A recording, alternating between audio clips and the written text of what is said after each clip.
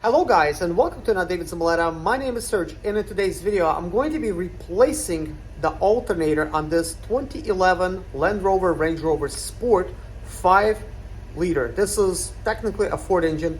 I'm also going to be doing an oil change, but we're not going to emphasize the fact that I'm doing an oil change. It's just going to be like mainly time lapse.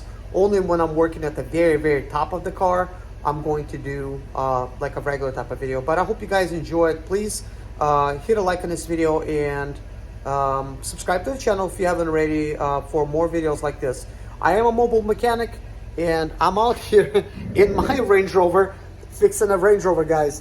I actually ordered some parts for my mobile mechanic van, so they're coming in, so it's nice that I'm still able to come and help this person out. Anyways guys, let's replace this alternator. First, you'll need to disconnect your negative battery cable, but I disconnected both. Then you're going to need to disconnect your airboxes, and in the middle there's another screw. You can't see the screw, but it's for throttle body. In my case, it was actually loose and it rattled itself off, so I got it good and secured once I actually completed the job. There's going to be a tiny cable, and you could just snap it out of its place and basically take this whole airbox and move it to the side. To remove the alternator, it is best to remove front right wheel, as you've seen me remove in the time lapse. So now there's like this little plastic plate. It's being covered by plastic tabs. There's 5 of them. Just remove them and move them out of the way. It helps if you have a flashlight, then you could actually see what you're doing and you could see the alternator right from this side. Next, we're going to need to remove some of these bolts to remove another metal plate, but I need to remove both metal plates so that we can actually go ahead and do an oil change afterwards. To remove the metal plates, it's a 13mm type of socket. The bolts are all different sizes as well, different lengths, and sometimes they have a nut at the end. Please keep track of what you're doing, that way you know how to reinstall everything back as it's supposed to be. I'm moving on kind of quickly, actually using my insider's ratchet. This is the latest ratchet that I got. The reason I like it is because it comes with its own sockets, and it's really handy to use. It can torque things up to 60 foot-pounds, which is actually quite nice because I do have a handheld ratchet, which is basically an electronic ratchet by Milwaukee. It is not an impact. And you'll see me using it because it's shorter, it's kind of nice. I could actually get into some places, but this is long and like narrow where you could actually really get into some tight spaces. So definitely good versatility in these type of tools. As well as I have other Milwaukee tools. The nice thing about this insider's ratchet is that it does come with its own sockets, but it also comes with a 1/4 inch drive and a 3/8 drive. So it's kind of like you got 2 ratchets in one, which is kind of nice. Now that the metal plate has been removed, it is visible any signs of oil leaks and anything else.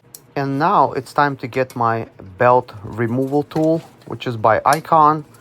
I actually have gear wrench as well. They're both nice tools. But this particular one, it's actually nice. It's slim, and I'm able to actually get to the belt tensioner easy.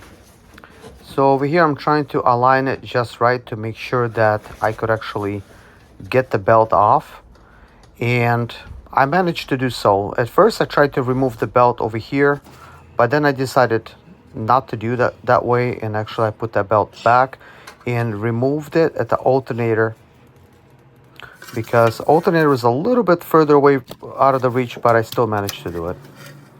And now we have more 13mm type of bolts. So the main charging type of cable on this alternator, it's 13mm, and it's being covered by that red grommet looking thing. It doesn't slide out of the way, a little bit hard to work with, but you can sort of like bend it outwards like a puppet, and then it will allow you to actually install the nut a lot easier. But I didn't do it for actually the removal process and made it work. So at this point, as you can see, the cable is removed, and now I actually need to remove the electrical connector. I do advise removing the electrical connector first before actually removing the alternator bolts completely. You could get them loosened a little bit, but make sure you leave the top bolt in there. That way the alternator is still hanging on something, because the cable is a little bit short on the actual connector and you don't want it to break. And it's just a thin black single wire that goes to the alternator. So over here what I'm doing is I'm loosening the bolt, but I'm letting it stay back. Now I'm trying to remove the connector every which way. I have some pry tools and I managed to remove it using 2 pry tools for regular plastic type of tabs, and that actually did the trick. So I actually had to hold one on the left arm, one on the right, and I had barely enough room to actually squeeze it out, because there's not a lot of room to work, but you could manage. And now I'm removing the rest of the bolts so I could actually pull the alternator out. And the alternator is getting ready to come out. Just a little more. And here it goes. Let's compare it to the other one. Old alternator out.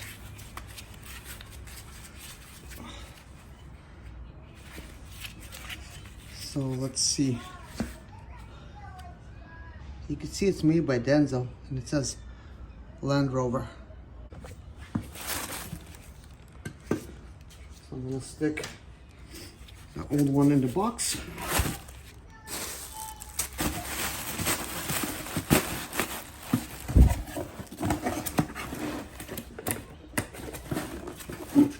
Let's see. This is the new one. This is Denso, made in Italy. So 150 amp.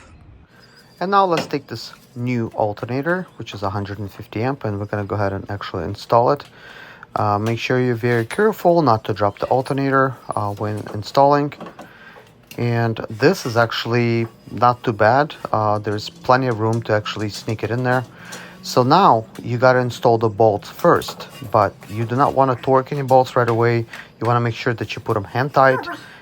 If you have a bolt in question where it doesn't want to go, you want to make sure that you pull the bolt back out and very carefully, while jiggling the alternator, installing a bolt.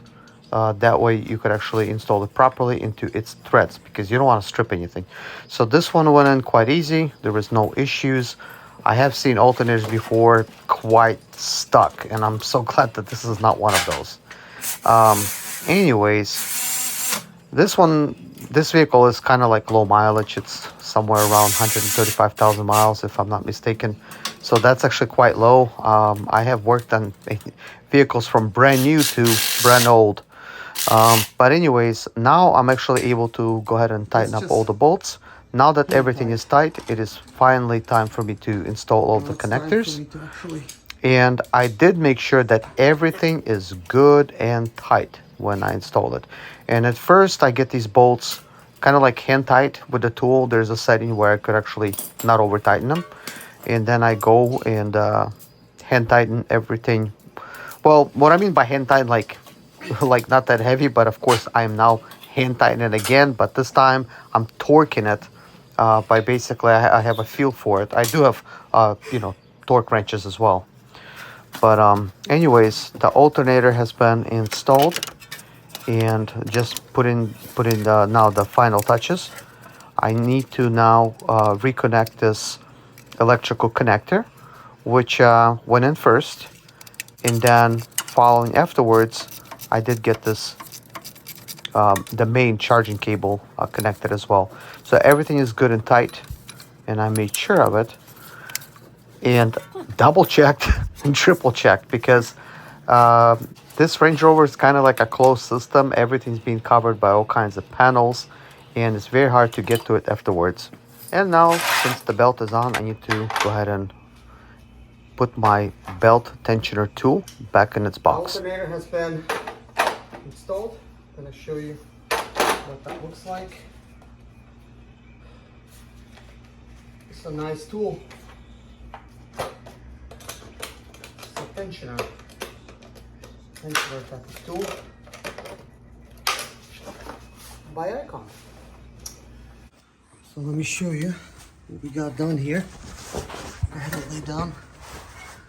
There's the new alternator.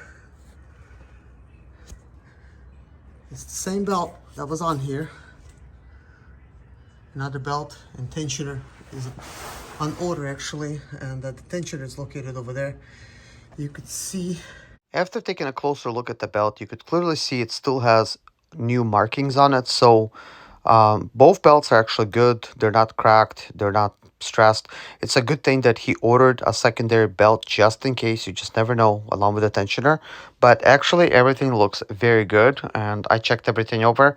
It's not necessary to replace, but definitely a good idea to have an extra belt. You just never know, because sometimes a pulley will go and it will take the belt out with it. And this one has two belts. There's only 113 power connector here, which takes a 13mm socket, and behind it is just one plug. So you just press the tab down and you pull it out. But trust me, in that position it's not so easy. You will be struggling with that. So here's what I done to remote. I'm just gonna try to explain it best I can. So let me use an alternator as an example. This is what you're gonna be seeing if you're from the side. The belt goes this way. The connector's right here. This thing is pretty tight. That's what it kind of looks like right here. It's just one little connector. So to free it, you gotta press a tab from the top. That thing is very hard to press.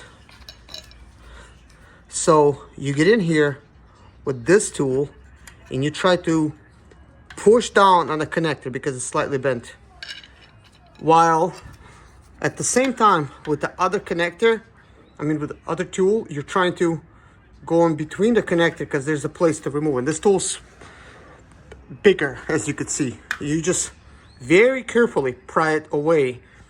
So you'll have this in the left hand, that in the right hand.